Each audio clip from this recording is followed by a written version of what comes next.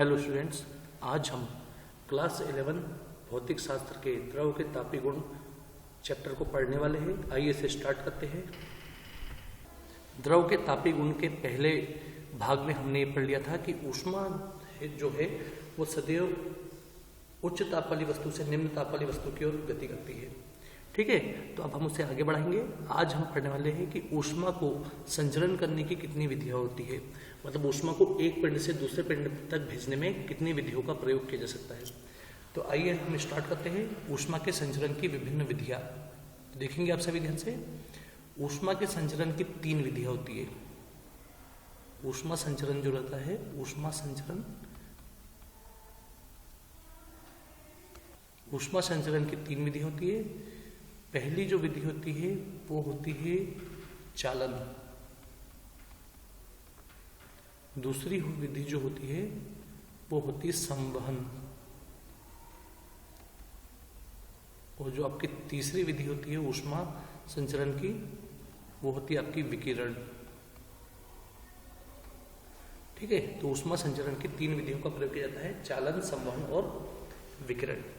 तो चालन विधि वह विधि होती है जिसमें ऊष्मा, समझिएगा आप ध्यान से, चालन विधि वह विधि होती है जिसमें ऊष्मा डायरेक्ट एक वस्तु से दूसरी वस्तु में, एक वस्तु से दूसरी वस्तु में, दूसरी वस्तु से तीसरी वस्तु में, तीसरी वस्तु से चौथी वस्तु में, चौथी वस्तु से पांचवी वस्तु में।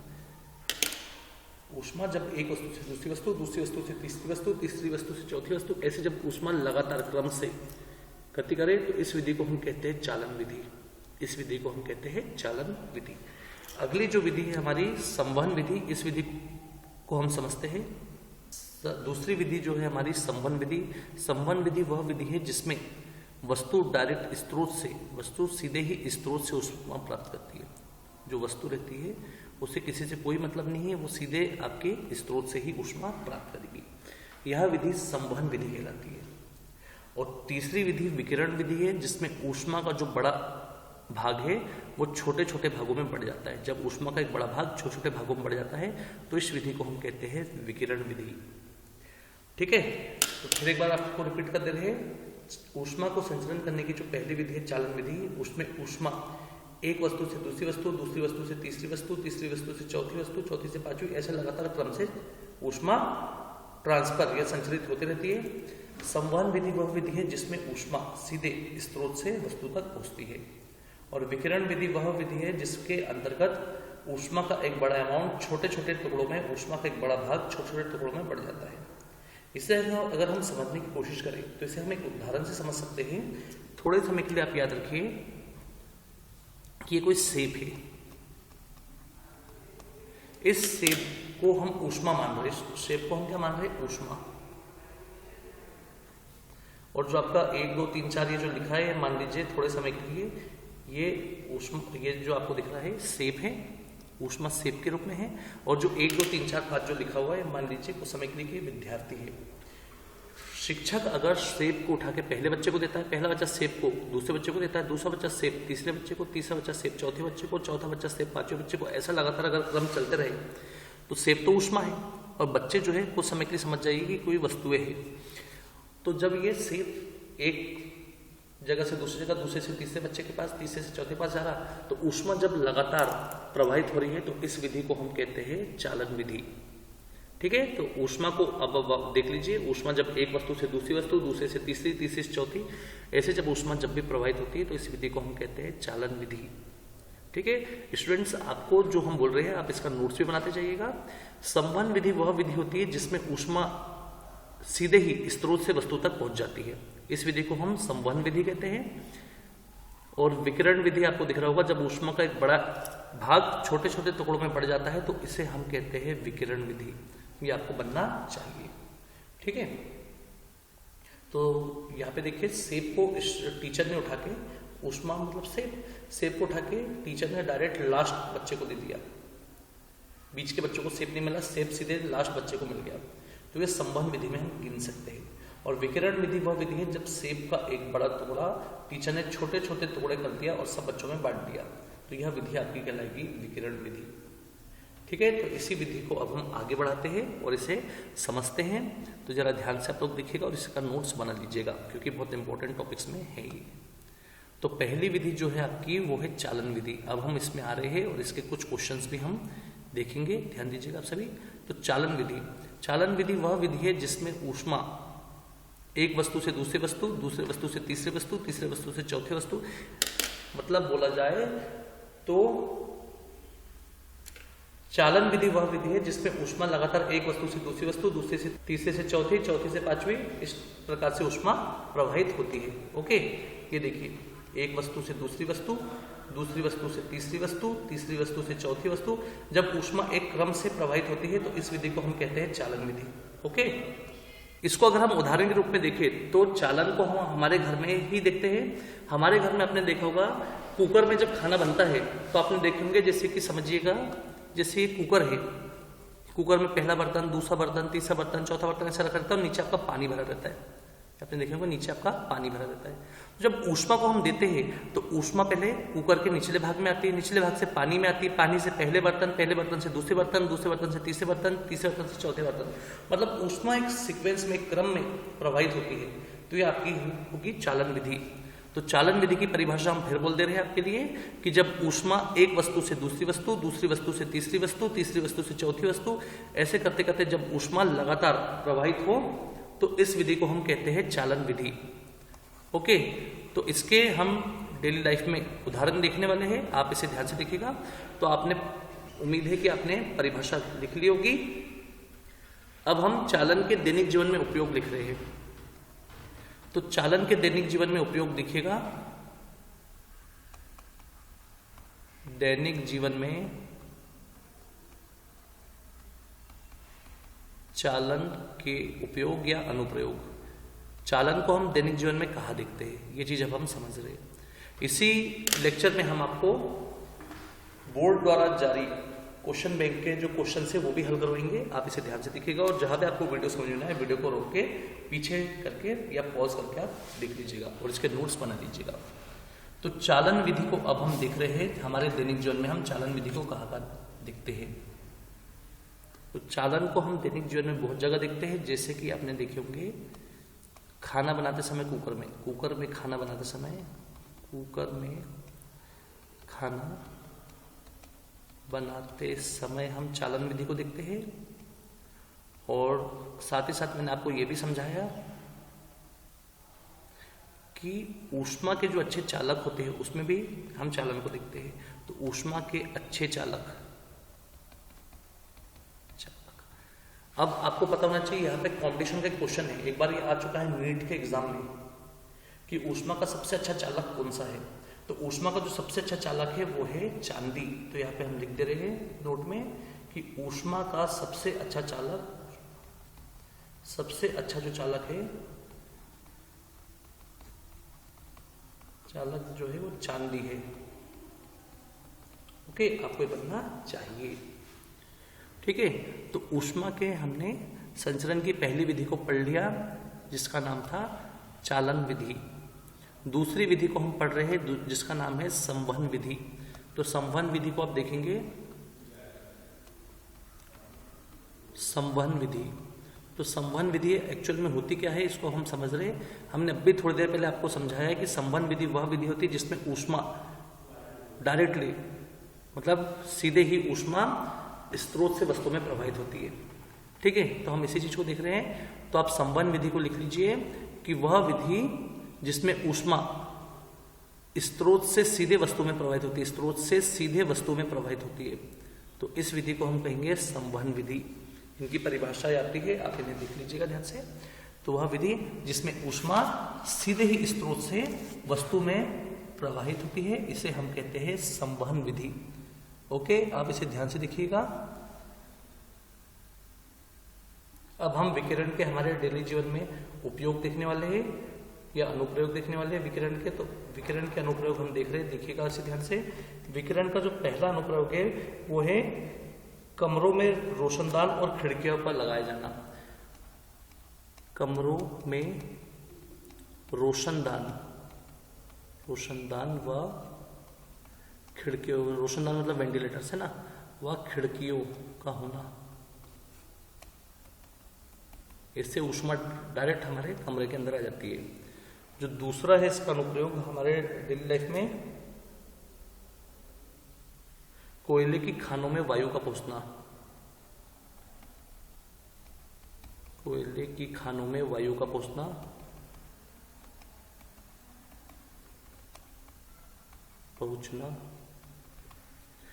हमारा जो तीसरा जो अनुप्रयोग है वो है विद्युत बल्ब में गैसों का भरा होना। तो जो विद्युत बल्ब रहते हैं उसको आपको पता होगा निष्क्रिय गैसें रहती है उसके अंदर भरी, आर्गन। तो विद्युत बल्ब में गैस का भरा होना। और चौथे नंबर का जो है आपने एक चीज भी देखे होंगे, समुद्री हवाएं में भी संवहन पाया जाता है। हवाओं में भी संवहन पाया जाता है, आपको बनना चाहिए। अब हम अपनी तीसरी और अंतिम विधि की तरफ आ रहे हैं जिसका नाम है विकिरण विधि। तो विकिरण विधि आपको बताया गया था अभी थोड़ी देर पहले, फिर से एक बार समझ लीजिए। विकिरण विधि वह विधि है जिसमें ऊष्मा का एक बड़ा भाग छोटे छोटे टुकड़ों में बढ़ जाता है। जब ऊष्मा का एक बड़ा भाग छोटे छोटे टुकड़ों में बढ़ जाता है तो इसे हम कहते हैं विकिरण विधि। ठीक है, तो आप लिखेंगे जब ऊष्मा का एक बड़ी मात्रा छोटे छोटे टुकड़ों में बढ़ जाती है तो इसे ही हम विकिरण कहते हैं। ओके, आपको चीज क्लियर होना चाहिए। अब दैनिक जीवन में विकिरण के जो हम उपयोग देख रहे हैं वो उपयोग आप जरा ध्यान से देखिएगा। ये आपको लिखना पड़ेगा क्योंकि इसमें बहुत सी थ्योरी है, इसलिए मैं धीरे धीरे बोल रहा हूँ और आपको समझाते जा रहा हूँ, बाकी आप इसे लिख लीजिएगा। तो विकिरण का जो पहला डेली जीवन में उपयोग है वो है, रेगिस्तान में दिन बहुत गर्म होते हैं और रात बहुत ठंडी होती है। नंबर 1 है कि रेगिस्तान में दिन का गर्म होना और रात का ठंडा होना, ये विकिरण में हम देख पाते हैं। नंबर 2, आप वीडियो को पॉज करते हुए धीरे धीरे आप इसे सुनते जाइए और नोट्स बनाते जाइए। नंबर 2 जो होता है वो आपने देखे होंगे कि जो खाना बनाने का जो बर्तन होता है उसके नीचे की जो तली होती है उसको काले कलर से पोत दिया जाता है, क्योंकि काला कलर जो होता है ऊष्मा का एक अच्छा अवशोषक होता है। तो खाना बनाने के जो बर्तन होते हैं उससे नीचे से काले रंग से पोत दिया जाता है, आपको ये चीज बनना चाहिए। तीसरा जो है वो है कि ठंड में बादल होने पर, जैसे आप अभी देख रहे होंगे, ठंड में बादल होने पर रात दिन से अधिक गर्म महसूस होती है। दिन के समय तो आपको ठंडी लगती है, पर रात के समय आप देखते होंगे जब बादल रहते हैं उस समय गर्मी हमको का अनुभव करके मिलता है। ठीक है, अगला आप ये लिख सकते हैं कि ठंड के दिनों में प्राणी अधिक खाना खाना पसंद करते हैं, ये भी आपका विकिरण में आएगा। गर्मी के समय सीधी सीधी बात है, हमारे शरीर में हॉट रेडिएशन जो गर्म विकिरण है वो ज्यादा भर जाता है, इसलिए हम खाना खाने से थोड़ा सा बचना चाहते हैं ज्यादा। जबकि ठंड के समय में हमारे शरीर में कोल्ड रेडिएशन, ठंडा विकिरण पाया जाता है जिसका हम अधिक खाना खाते हैं। ठीक है, और 4th हो गया आपका, और 5th आपका ये होगा कि ठंड के समय में जो जंतु है वो अपने शरीर को समेट कर सोते हैं। जैसे आपने देखे होंगे जो कुत्ते रहते हैं, जो बिल्लियां रहती हैं, वो अपने शरीर को सिमट लेते हैं, गाय रहती है वो सिमट के सोते हैं वो लोग। ठीक है, विकिरण का और उपयोग ये भी, हाँ, अनुप्रयोग हम ये भी बोल सकते हैं कि ठंड के दिन में लोग गर्म खाना ज्यादा पसंद करते हैं। ठंड के दिनों में लोग गर्म खाना ज्यादा पसंद करते हैं, ये आपका 6वां है। 7वां आप लिख सकते हैं कि गर्मियों के समय भी पहाड़ ठंडे रहते हैं, गर्मियों के समय भी पहाड़ का ठंडा होना, ये आपको लिखना होगा। और एक और 8वां आप लिख सकते हैं ग्रीन हाउस प्रभाव।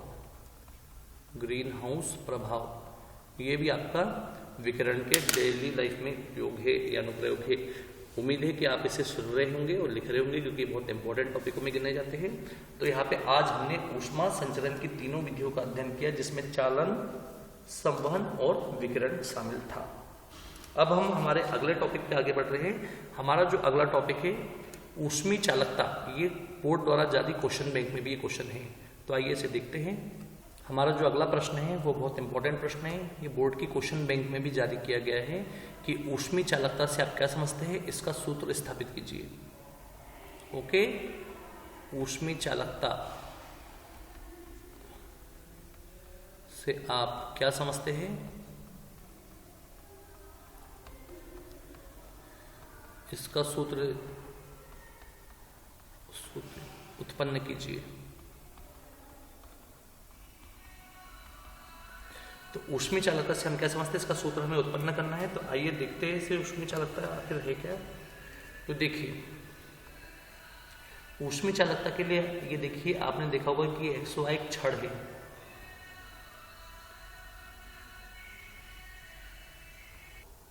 तो आप देख पा रहे होंगे कि XY एक छड़ है। इस छड़ का X तरफ का, X साइड का जो X किनारे X का जो तापमान है T1 है और Y किनारे का तापमान T2 है। इस छड़ का क्षेत्रफल A है, ओके। और इस छड़ की जो लंबाई है, छड़ की लंबाई स्मॉल l है।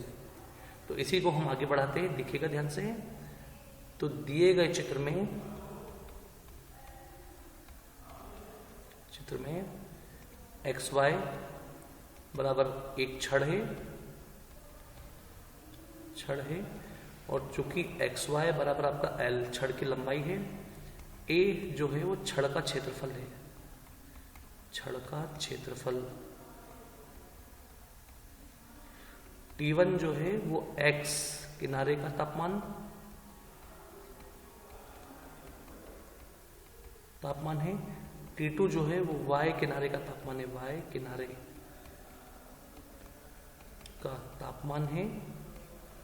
और डेल T जो है वो होता है T1 माइनस T2, वो है तापांतर। ओके, आपको क्लियर होना चाहिए। तो आइए अब हम आगे बढ़ते हैं और हमें मानते हैं कि इसको हमने T समय तक गर्म किया। तो स्मॉल t इक्वल्स टू है लिया गया समय, ऊष्मा जब दी गई तो लिया गया समय, ऊष्मा को देने में लिया गया समय है आपका। ठीक है, चलिए अब हम इसे शुरुआत करते हैं इसकी क्वेश्चन की। तो देखिएगा इसे ध्यान से। तो आपको लिखना होगा, और एक चीज और आप अगर इसमें ऐड करना चाहे तो बहुत अच्छा होगा कि आप बता दीजिए कि इसकी शुरुआती जो ऊष्मा है Q1 है और बाद की जो ऊष्मा है वो कितनी Q2। तो Q1 को आप बता दीजिए, Q1 है प्रारंभिक ऊष्मा और Q2 जो है आपकी वो है अंतिम ऊष्मा, और डेल Q जो है वो है ऊष्मा में परिवर्तन। तो इसी चीज को अब हम प्रारंभ कर रहे हैं। आइए इसे देखना चालू करते हैं। तो देखिएगा आप तो डेल Q को बुक में कहीं की जगह पर डेल Q को उसने ये बताया कि ऊष्मा परिवर्तित हो गई, फिर भी ऊष्मा ऊष्मा ही रहेगी, कैपिटल Q कर दिया उसमें से। तो ऊष्मीय चालकता के लिए हम देख रहे हैं, तो देखिएगा इसे ध्यान से।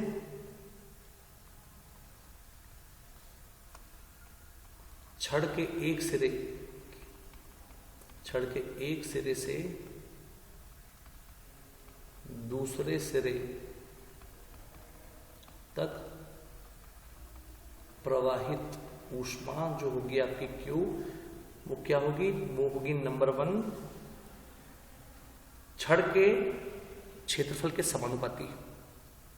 ये होगी छड़ के क्षेत्रफल के समानुपाती होती है, अर्थात Q समानुपाती A, समीकरण नंबर 1 आ गया। नंबर 2 तापांतर के समानुपाती होगी, तापांतर के समानुपाती होती है। Q समानुपाती तापांतर लिख देता हूं T1 minus T2, del T भी लिख सकते हैं, समीकरण नंबर 2 आ जाएगा।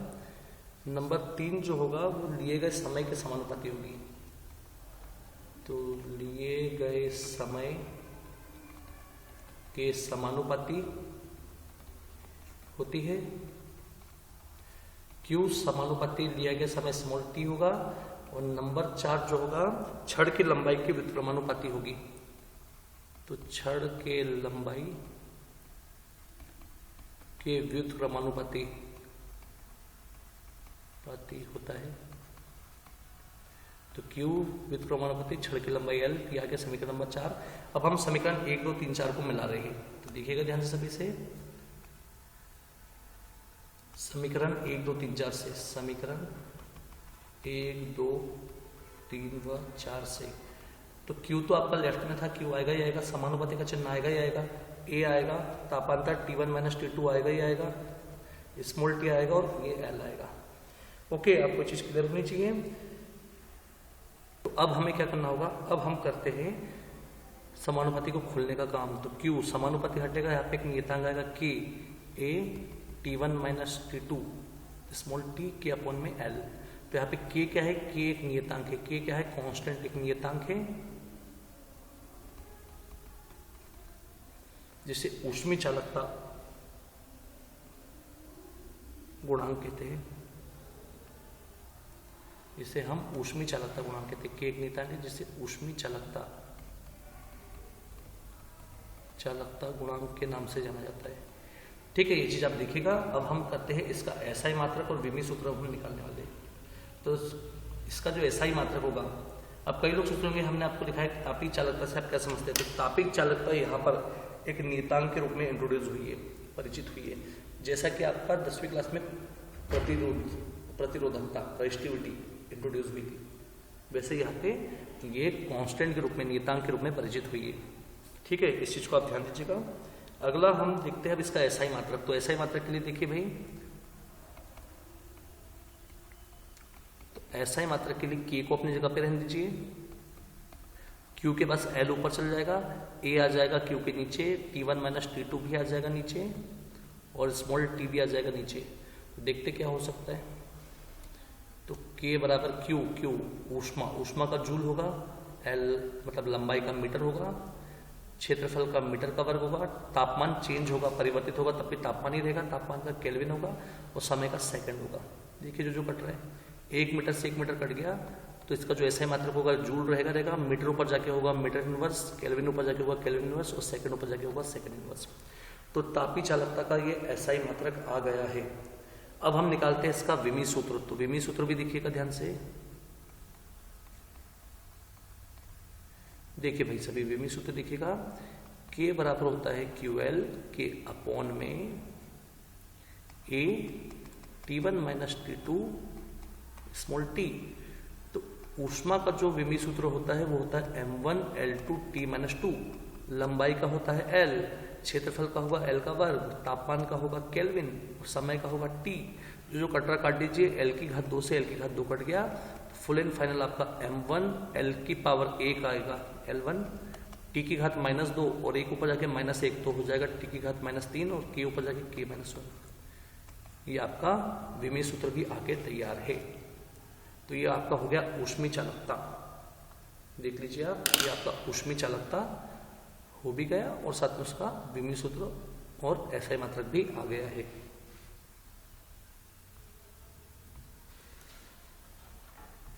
स्टूडेंट्स, अब हम ऊष्मीय चालकता के दैनिक जीवन में उपयोग का भी अध्ययन करेंगे। ऊष्मीय चालक के दैनिक जीवन में उपयोग का भी हम अध्ययन करने वाले हैं। ठीक है, तो ऊष्मीय चालकता का दैनिक जीवन में उपयोग क्या है मैं आपको बोल दे रहा हूँ, ये आप लिख लीजिएगा। ऊष्मीय चालकता का दैनिक जीवन में जो उपयोग है वो है नंबर 1, आप वीडियो को पॉज करते हुए भी देख सकते हैं। बर्फ की झिल्ली को बुरादे के अंदर रखते हैं। आपने देखे होंगे स्टूडेंट्स कि जो बर्फ के गोले वाले रहते हैं उनके पास वो बर्फ को लंबे समय तक रखने के लिए या तो लकड़ी का बुरादा से ढक के रखते हैं या तो कंबल से ढक के रखते हैं। या आपने ये भी देखा होगा कि उनके पास आजकल थर्माकोल के बॉक्स, एयरटाइट बॉक्स रहते हैं, वो लोग उसमें भी बर्फ को रखते हैं ताकि लंबे समय तक बर्फ जमा रहे, पिघले ना। ठीक है, तो बर्फ की झिल्ली को बुरादे में या कंबल में या थर्माकोल के डिब्बे में रखते हैं। यह आपका पहला है ऊष्मीय चालकता का दैनिक जीवन में उपयोग। दूसरा जो उपयोग है इसका, आप देखिएगा स्टूडेंट्स कि जो नई रजाई रहती है वो पुराने की अपेक्षा अधिक गर्म रहती है। जब हम नई रजाई लेते हैं तो वो रजाई क्या होता है, ज्यादा गर्म रहती है पुरानी रजाई की तुलना में। क्योंकि नई रजाई जब हम लेते हैं तो उसमें अगर हम बोले तो पूरे छिद्र भरे होते हैं, और जब रजाई जैसे जैसे पुरानी होती जाती है उसमें छिद्र, नए नए छिद्र बनते जाते हैं, क्योंकि आप उसको है ना फैलाते हो, तो इस कारण क्या होता है उसमें नए नए छिद्र बनते जाते हैं, जिस कारण हवा अंदर आने लगती है। तो नई रजाई ज़्यादा गर्म रहती है और पुरानी रजाई में ज़्यादा छिद्र हो जाने के कारण वो ठंडी हो जाती है और ठंड का अनुभव कराती है। ठंड में लोग ऊनी कपड़े पहनते हैं, ये भी आपने देखा कि ठंड में जो लोग रहते हैं वो ऊनी कपड़े पहनना पसंद करते हैं। ठीक है, आपका तीसरा हो गया। चौथा हो गया कि अगर हम किसी गिलास में गर्म पानी को डाल दें पतले गिलास में तो गिलास चटक जाएगा। ये भी ऊष्मीय चालकता का दैनिक जीवन में उपयोग है। साथ में ऊष्मीय चालकता का दैनिक जीवन में उपयोग ये भी बोल सकते हैं कि जो बर्तन रहता है जैसे कुकर या कोई भी नॉन स्टिक हमारे घर जो भी बर्तन है उसका जो हत्ता रहता है वो कुचालक पदार्थ का बनाया जाता है, क्योंकि अगर उसको धातु का बनाएंगे तो धातु गर्म हो जाएगी, उसमें भी उष्मा आ जाएगी, हैंडल में भी, तो आप जब हैंडल को पकड़ोगे तो आपका हाथ जलेगा। इसके लिए आपको पता होना चाहिए वो लोग उसका कुकर में या नॉन स्टिक जो तवा रहता है उसमें जो हैंडल है वो लोग कुचालक पदार्थ का बनाना पसंद करते हैं।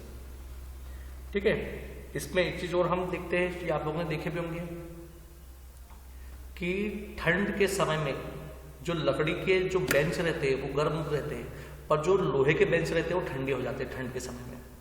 आपने आजमाए होंगे, अपने आसपास घर में कुर्सियां होगी, स्कूलों में कुर्सियां होगी, तो आपने देखे होंगे कि ठंड के समय में लोहे की जो कुर्सियां रहती है वो ज़्यादा ठंडी हो जाती है ना लकड़ी की तुलना में। ये आपको लिखना पड़ेगा कि ठंड के समय में लोहे की कुर्सियां लकड़ी की कुर्सियों से अधिक ठंडी हो जाती है।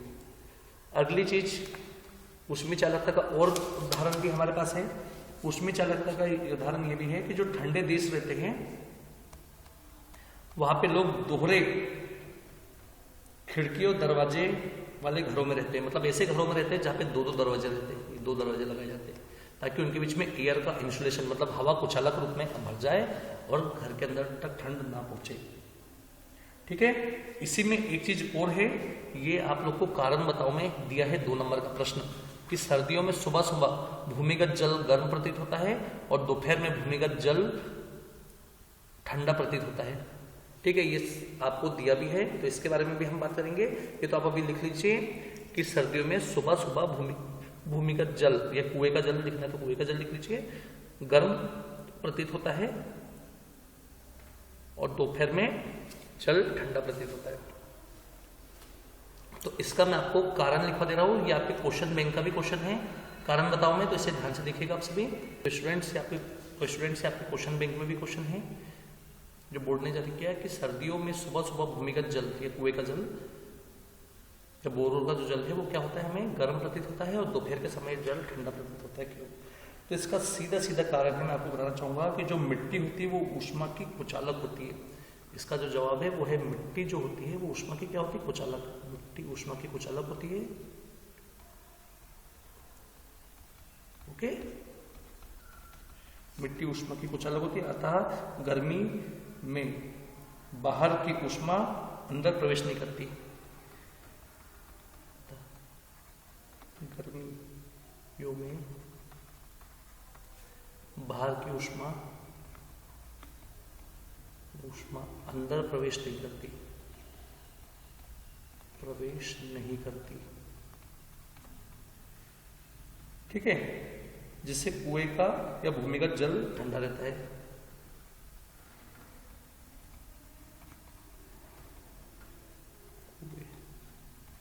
भूमिगत जल ठंडा रहता है। तो गर्मियों का मतलब यहाँ पे दोपहर से कर लेते हैं हम। ठीक है, ये होता है, इसी का उल्टा आपने देखेंगे सुबह सुबह जो ठंडी ऊष्मा है वो अंदर नहीं जा पाती इसलिए पानी गर्म बना देता है। इसके विपरीत सर्दियों में या सुबह के समय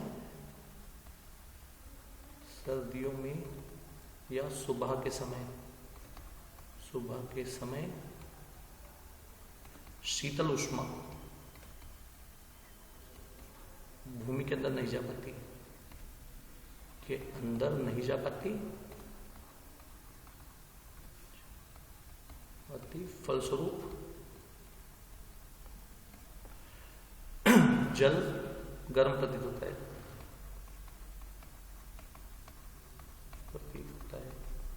ओके, तो आप इसे ध्यान से देखिएगा। यहाँ पे आपका समाप्त होता है कारण बताओ।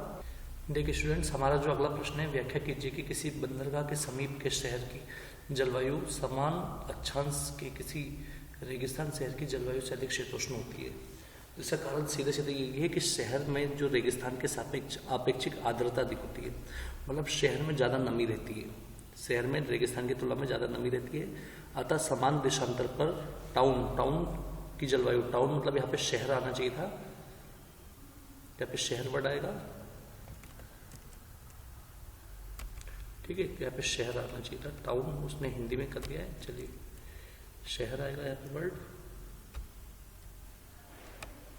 ठीक है, शहर की शहर की जलवायु का तापमान रेगिस्तान की जलवायु से अधिक होता है। तो ये जवाब है इसका, आप इसे लिख लीजिएगा। अब हम आगे बढ़ते हैं। तो स्टूडेंट्स, हमारा जो क्वेश्चन बैंक का जो अगला क्वेश्चन है वो है कार को चलाते चलाते उनके टायर में वायुदाब क्यों बढ़ जाता है। ठीक है, कार को जब हम चलाते हैं तो उनको चलाते चलाते वायुदाब क्यों बढ़ जाता है हमें देखना है। तो इसका जवाब देखिए, ये है